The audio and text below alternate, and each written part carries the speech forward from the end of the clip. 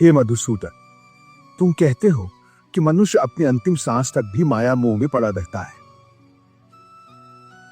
तो इसी कारण जन्म के चक्र में फंस जाता है। परंतु तुम्ही ने इस माया में सृष्टि की रचना करके और दूसरी ओर मनुष्य को चंचल मन प्रदान करके दोनों को एक दूसरे में उलझा दिया है। पग पग पर मनुष्य के बहकने के लिए अनगिनत आकर्षण पैदा किए। मनुष्य इसके जाल में उलझा रहता है। और क्षमा करना, तुम्हें जाल बिछाकर किसी शिकारी या बहेलिए की भांति जाल में फंसे मनुष्य के हाथ पैर मारने, उसके छटपटाने का तमाशा देखते रहते हो। नहीं अर्जुन, मैं तमाशा नहीं देखता, बल्कि अपनी माया की लीला देखता हूं। फिर भी केवल निहाते ही रहते हो ना, सहायता तो नहीं करते कि बेचारा प्राणी इधर उधर भटक रहा है, रास्ता भूल पड़ा है। तुम्हारे मन में बेचारे मनुष्य की सहायता करने का विचार तभी नहीं आता कि आगे बढ़कर उसका हाथ थाम लूं, उससे सच्चा रास्ता दिखाऊं। बिल्कुल आता है, और मैं मनुष्य की सहायता भी करता हूं। परंतु कब कब करते हो तुम उसकी सहायता? मैं तो देख रहा हूं कि तुमने कर्म का विधान बना दिया है, जन्म मरण का चक्र चला दिया है और इस चक्रव्यूह में मनुष्य को फंसा दिया है। यह तो कोई बात नहीं हुई, ये तो कोई सहायता नहीं हुई। मैं सहायता अवश्य करता हूं। अपने भक्त को मैं कभी बेसहारा नहीं छोड़ता, परंतु मनुष्य मेरी ओर देखे सहायता के लिए, मेरी ओर बढ़े तो मैं उसकी सहायता करूं ना। परंतु वह मेरी ओर बढ़ने के बजाय अपने अहंकार में डूबा रहता है, अपने बाहुबल के घमंड में पड़ा रहता है। वो तो इस भ्रम में पड़ा रहता है कि संसार में उससे बढ़कर कोई नहीं है।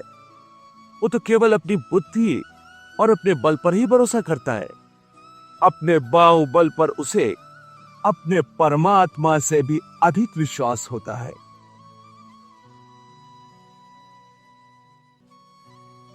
अपने रास्ते से भटके हुए मनुष्य की सहायता के लिए आखिर तुम उससे क्या चाहते हो? क्या तुम्हें सोने चांदी के चढ़ावे चाहिए? क्या तुम अपने भक्तों से स्वादिष्ट और पंच पकवान चाहते हो? मैं मनुष्य से एक श्रद्धा के अतिरिक्त कुछ नहीं चाहता, कुछ नहीं मांगता। वो मेरे प्रति बड़े बड़े चढ़ावे न चढ़ाए। सोना, चांदी, घी, चंदन और पकवान के चढ़ावे मुझे नहीं चाहिए। श्रद्धा और भक्ति भाव से एक फल, एक फूल, फूल की एक पत्ती, जल का एक कतरा या चावल का आधा दाना ही सही, मैं उसको भी भक्त की श्रद्धा से कहीं अधिक श्रद्धा से स्वीकार कर लेता हूं। पत्रम पुष्पम फलम तोयम यो मे भक्त्या प्रयच्छति तद अहम भक्ति उपहृतम अश्नामि प्रयतात्मनः। अरे, इतना भी ना हो सके तो श्रद्धा या भक्ति का एक आंसू ही सही, मैं उसे भी कबूल कर लेता हूं।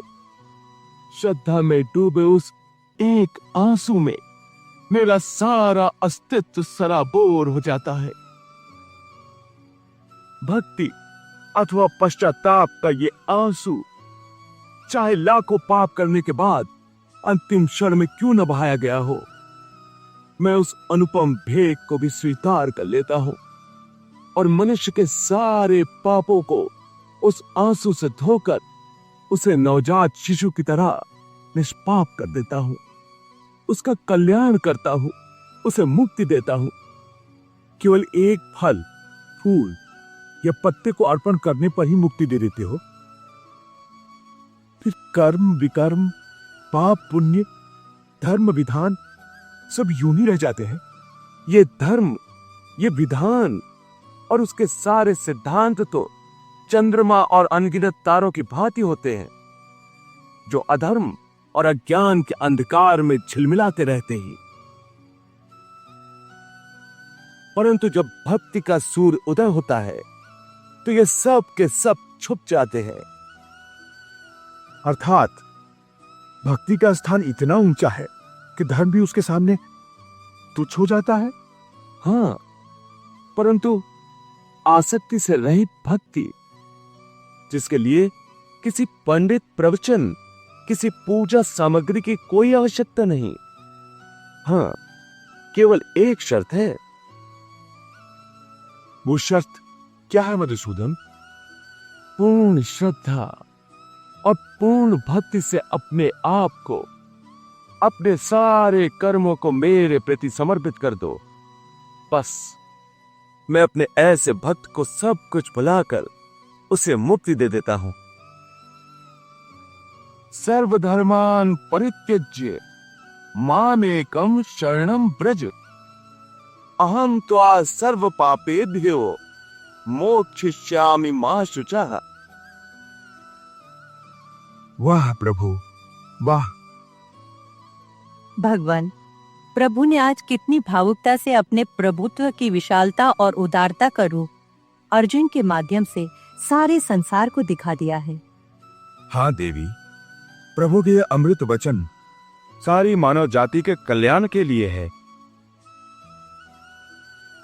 भगवान श्री कृष्ण ने मनुष्य के कल्याण और मोक्ष के सारे रास्ते दिखा दिए, जिन्हें अपनाकर ज्ञानी ध्यानी मोक्ष प्राप्त कर सकते हैं। और अंत में साधारण से साधारण मनुष्य की आसानी के लिए सबसे सहल और आसान रास्ता भी बता दिया, भक्ति का रास्ता। हे अर्जुन, भक्ति का स्थान इतना ऊंचा है कि अपने सच्चे भक्तों की मैं स्वयं भक्ति करता हूं। ये क्या कह रहे हो मधुसूदन? भला परमात्मा होकर तुम किसी भक्त की भक्ति कैसे कर सकते हो? यदि परमात्मा भी भक्त हो गया तो फिर दोनों में क्या अंतर रह जाएगा? यही अंतर तो मिटाना चाहता हूं मैं। भक्त और भगवान के बीच कोई सीमा रेखा नहीं खिंचती। भक्ति तो भगवान और भक्त के बीच एक पवित्र रिश्ता है। जैसे प्रेम किसी प्रेमिका और उसके प्रेमी को एक बंधन में बांधकर एक कर देता है, उसी प्रकार भक्त के द्वारा भक्त अपने भगवान में तथा भगवान अपने भक्त में समा जाते हैं। दोनों एक रूप हो जाते हैं। हे भोलेनाथ, इन अमृत वचनों की रिमझिम वर्षा में तो तन मन ऐसे भीज गया है कि मैं तो तृप्त हो गई हूँ। देवी, आप तो केवल इन अमृत वचनों की वर्षा में भीज गई हैं, परंतु उधर अर्जुन को देखो।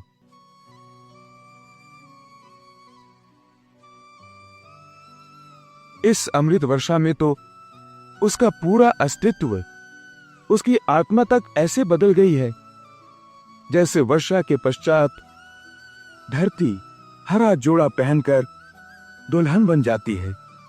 ज्ञान की गंगा में स्नान करके अर्जुन सबसे अधिक निहाल हो गया है। हे भक्त वत्सल, हे भक्तों के भक्त, हे देवताओं के देवता, हे योगेश्वर, हे ब्रह्मांड नायक, आपने मुझ अज्ञानी को, पाप के भागी को अपनी कृपा से जो ब्रह्म ज्ञान प्रदान किया है, मुझे अज्ञान के अंधकार से ज्ञान के प्रकाश में ला खड़ा किया है, उसके लिए मैं आपका आभारी हूं। इतना आभारी कि यदि मैं लाखों वर्षों तक भी आपके श्री चरणों में माथा टेके रखूं और अपनी आंखों से आंसू बहा बहा कर सैकड़ों विशाल समुद्र भर दूं, तब भी इस उपकार को चुका नहीं सकूंगा। इस परम को अपनी तथा आध्यात्मिक विद्या दान के लिए आपका कोटि कोटि धन्यवाद। आपके इस परम ज्ञान के आगे मैं अपना माथा टेकता हूं और अपनी भ्रष्ट बुद्धि, अपनी हर इच्छा, अपनी हर आशा और अपनी हर कामना के साथ मैं अपने आप को, अपनी तन मन को आपको समर्पित करता हूं। ये सब कुछ आपकी ही दया का दान था जो मैं आपके श्री चरणों में रखता हूं, और अज्ञान के मारे आपको केवल एक मनुष्य समझकर, मैंने आपको अपना सखा और मित्र समझकर जाने अनजाने में जो भी भूल की हो, आपकी गरिमा को धक्का पहुंचाया हो, तो उसके लिए हे दया सागर आप मुझे क्षमा कर दीजिए और मेरे विनम्र समर्पण को स्वीकार करके अनुग्रह कीजिए।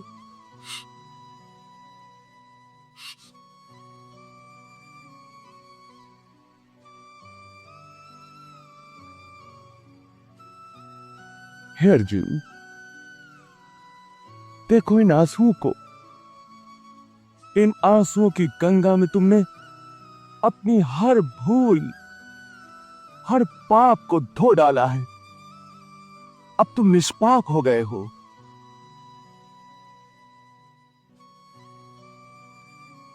तुम्हारे विवेक ने तुम्हारी आत्मा से पापों का बोझ उतार दिया है।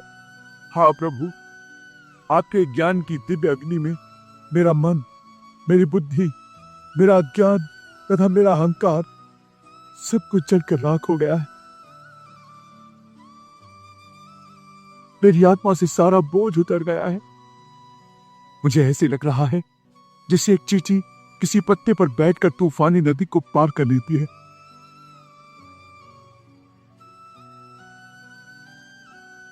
उसी प्रकार मैं आपके करुणा रूपी कमल पत्र पर बैठकर इस विशाल भवसागर के ऊपर तैर रहा हूं। जिस प्रकार अंत समय एक मृतक शरीर आत्मा से दूर हो जाता है, उसी प्रकार इस समय मेरी सब आसक्तियां, सब आशाएं, समस्त कामनाएं मुझसे दूर चली गई और मैं प्रकाश की एक किरण की भांति हल्का हो गया। अब जैसे मेरे सारे अस्तित्व पर कोई बोझ नहीं रहा। चारों ओर केवल प्रकाश ही प्रकाश है। तुम धन्य हो अर्जुन, तुम धन्य हो। इस क्षण जिस परम अवस्था में तुम पहुंच गए हो, उस अवस्था में युगों युगों में कोई महात्मा मेरी विशेष कृपा से पहुंच पाता है। मैं देख रहा हूं कि इस क्षण में तुम केवल एक प्रकाश पुंज हो, जिसे मैंने अपनी दिव्य ज्योति से प्रकाशित कर दिया है। कोई लालसा, कोई कामना तुम्हारे अंदर नहीं रही। हे प्रभु, अभी मैं पूरी तरह कामना विहीन नहीं हुआ। क्या कह रहे हो अर्जुन? हाँ भगवान, आपने अपनी ज्योति से मेरे अंतर को प्रकाशित कर दिया है, परंतु आपकी ज्योति का तेज मेरी समस्त कामनाओं को भस्म नहीं कर सका। अब भी मेरे अंदर एक कामना रह गई है जो मरी नहीं है। हे अर्जुन, ऐसी कौन सी कामना है जिसे मेरी ज्योति का तेज भी भस्म नहीं कर सका? आपके दर्शन की। मेरे साक्षात दर्शन तो तुम कर रहे हो। नहीं भगवान, इस समय मैं आपके संपूर्ण रूप के दर्शन करना चाहता हूं। मैं आपके भिन्न भिन्न गुणों की, आपके भिन्न भिन्न रूपों की व्याख्या सुन चुका हूं। भिन्न भिन्न अवतारों में भी आपके भिन्न भिन्न रूप हुए हैं। मैं उन सब रूपों को, उन समस्त गुणों को एक साथ एक ही समय में देखने चाहता हूं।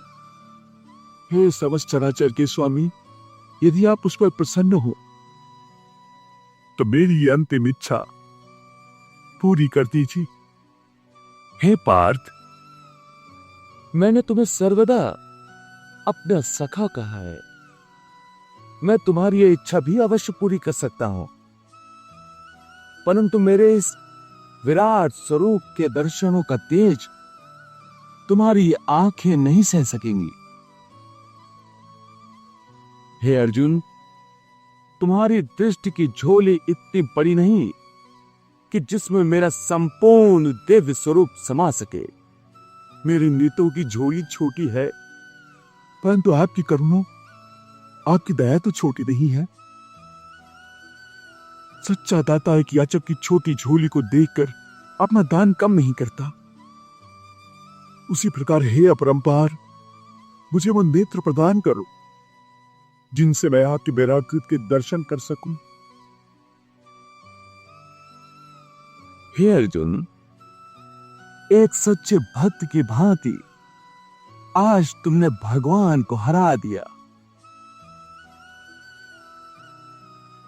अच्छी बात है, मैं तुम्हारी इच्छा अवश्य पूरी करूंगा।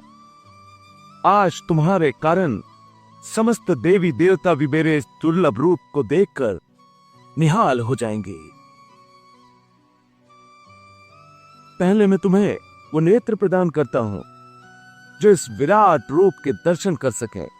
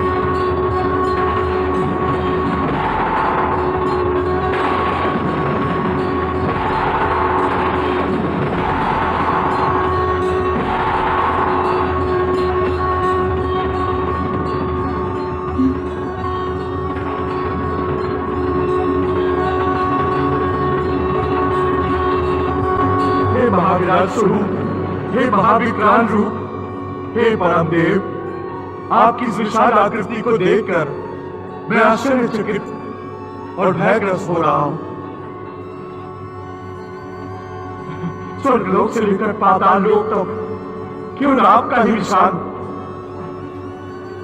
और विकराल रूप दिखाई दे रहा है। मेरी दिव्य दृष्टि की सीमाओं से परे आप हैं।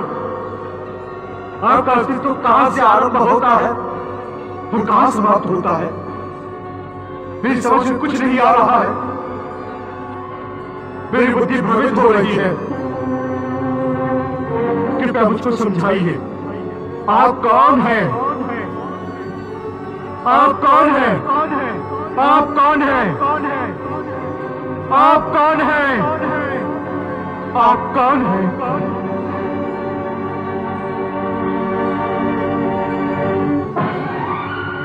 हे महाबाहु, आपका उग्र प्रकाश अपने तेज द्वारा समस्त जगत को तपा रहा है। मुझ पर कृपा कीजिए, मुझे बतलाइए कि उग्र रूप वाले आप कौन हैं?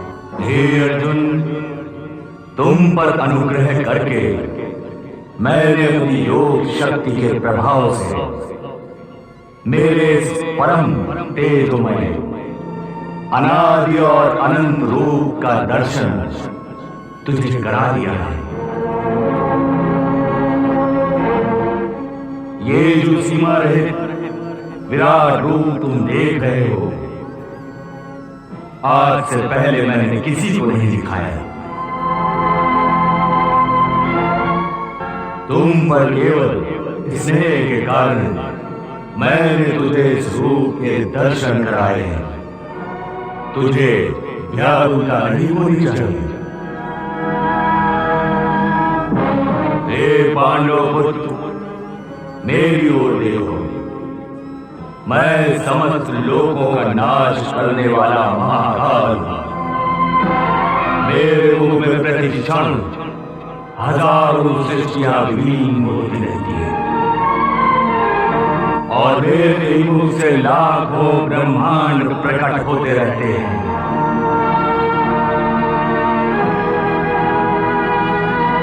करोड़ों सितारों और लाखों सूरजों से बनी ये सारी सृष्टियां केवल मेरी मर्जी का खेल है। जब चाहता हूं इन्हें बना देता हूं, जब चाहता हूं मिटा देता हूं। मैं ही जीवन हूं, मैं ही मृत्यु हूं। हे भक्त, इस समय मैंने तुम्हारी भक्ति के कारण तुम्हारी प्रार्थना स्वीकार करके जो विराट रूप धारण किया है, रूप केवल तुम्हारे समझने के लिए संपूर्ण है। तुम मेरे अस्तित्व को ना अपनी बुद्धि से समझ सकते हो, न दिव्य दृष्टि से मेरे संपूर्ण रूप के पूर्ण दर्शन कर सकते हो। तुम्हारी सारी कल्पनाएं मेरे संपूर्ण अस्तित्व को देखने में असफल हो जाएंगी। हाँ, केवल भक्ति से तुम मेरी असीम विशालता का आभास कर सकते हो, केवल आभास। इसलिए केवल श्रद्धा और भक्ति से मेरे इस रूप को अपने हृदय में धारण करो और इस भय और व्याकुलता का त्याग करके केवल मेरे नाम का स्मरण करो। जय श्री कृष्ण, जय श्री कृष्ण, जय श्री कृष्ण, जय श्री कृष्ण, जय श्री कृष्ण, जय श्री कृष्ण, जय श्री कृष्ण।